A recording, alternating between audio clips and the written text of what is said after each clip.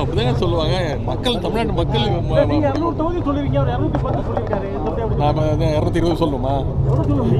அது மக்கள் தான் முடிவு எடுப்பாங்க. நான் எப்படி சொல்ல முடியும்? நான் எங்களோட பணிகளை செஞ்சுட்டு இருக்கிறோம். முதலமைச்சர் மக்களை சந்திக்கிறாரு, எதிர்கட்சியிலே அவருடைய பணியை செஞ்சுட்டு இருக்கிறாரு.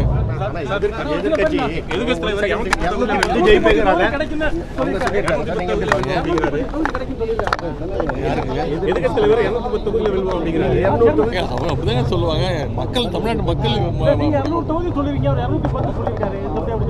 220 சொல்லணுமா?